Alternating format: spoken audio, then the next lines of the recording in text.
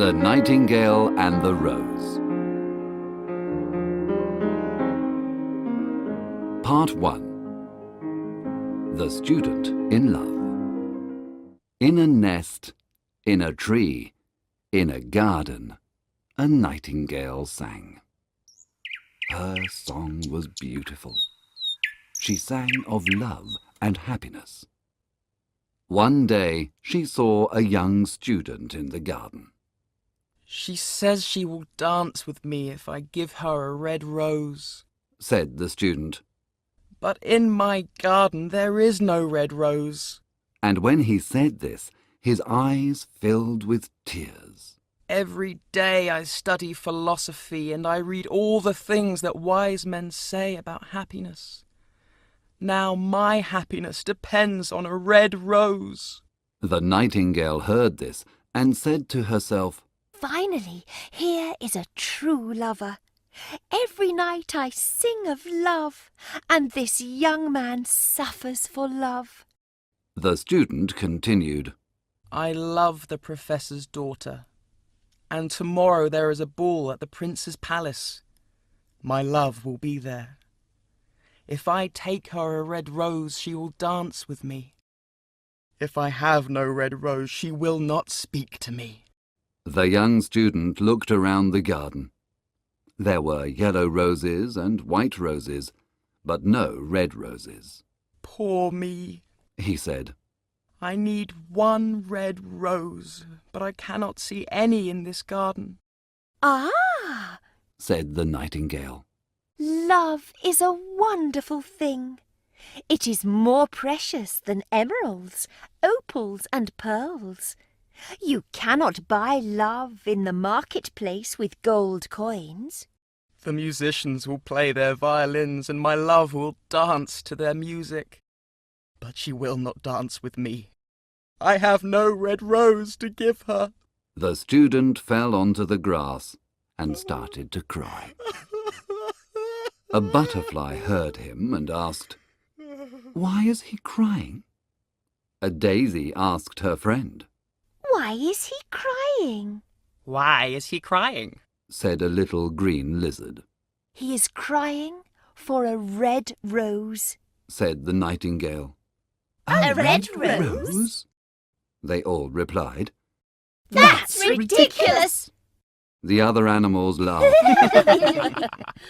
But the nightingale understood. She watched the student sadly and thought of the mystery of love. Part 2. The Nightingale's Sacrifice. In the middle of the garden there was a beautiful rose tree. The nightingale flew to the rose tree and said, "Give me a red rose, she cried. and I will sing you my sweetest song." "I'm sorry. My roses are white, like the snow on the mountain and the foam of the sea," he answered. "Ask my brother, who grows round the sundial. Perhaps he can help you." The nightingale flew to the sundial and said to the rose tree, "Give me a red rose, she cried. and I will sing you my sweetest song." "I'm sorry. My roses are yellow like the daffodil," he answered. "Ask my brother, who grows under the student's window. Perhaps he can help you." The nightingale flew to the window and asked the rose, "Give me a red rose, she cried. and I will sing you my sweetest song." "I'm sorry. My roses are red like the coral in the sea. But the winter was cold and my branches are broken. This year I have no flowers." "But I only need one red rose. Is there nothing I can do?" "There is one thing you can do, but I won't tell you. It is a terrible thing." "Tell me what it is. I am not afraid." said the nightingale. If you want a red rose, you must build it by moonlight with music, and colour it with your own blood. You must sing to me all night and press your heart against one of my thorns.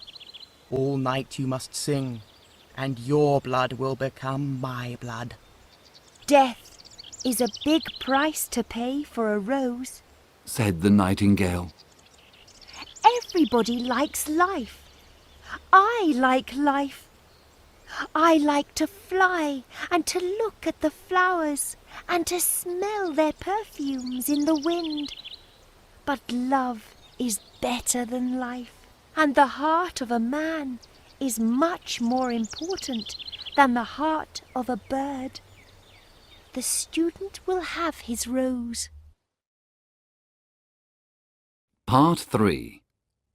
The Red Rose. The nightingale flew back to the garden and saw the student lying on the grass. His eyes were full of tears. Oh, be happy. The bird said.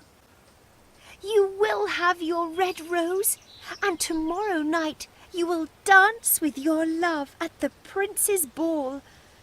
I will make the rose for you by moonlight, with music and with my own heart's blood. I ask you just one thing. You must promise to be a true lover. The student looked up and listened, but he didn't understand what the nightingale was saying. He only understood things in books. But the oak tree understood, and he said, "Sing me your sweetest song, little nightingale. I will be sad when you are not here." The nightingale sang for the oak tree. The student heard the song and said, Yes, this music is very beautiful. But can a bird really understand love? She sings well, but she is like an artist. And everybody knows that artists are not sincere. She thinks only of music, and could never do anything practical to help anybody. He got up, went into his house, lay on his bed, and slept. When night came and the moon shone, the nightingale flew to the rose tree. She pressed her heart against one of his thorns. All night she sang her sweetest songs. The cold crystal moon listened, and the nightingale's blood slowly left her. At the top of the rose tree, a flower started to grow. First it was pale, silver like the new day. But the tree cried. Come closer. The nightingale came closer and sang louder. Then the rose became pink, like a red rose in a silver mirror. Come closer, little nightingale. Said the rose bush. Come closer. If not, the day will come before the rose is finished. The nightingale came closer, and as the thorn pierced her heart, she sang of a love that never dies. She felt a strong pain, and her voice became softer and softer. Finally, the rose was ready. A marvelous red rose, red like the eastern skies. Then the little nightingale sang her most beautiful final song. The white moon heard it, and she forgot the sun in the east and stayed in the sky to listen. The red rose heard the song and opened her petals in the cold morning air. The sleeping shepherds woke up when they heard it, and the river carried its message to the sea. The rose tree heard the song and cried, Look, little nightingale, look! The rose is finished.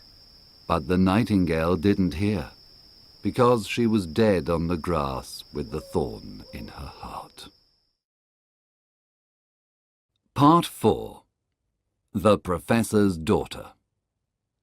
The next day at lunchtime, the student woke up and looked out of his window. That's lucky. He said, Here is a red rose.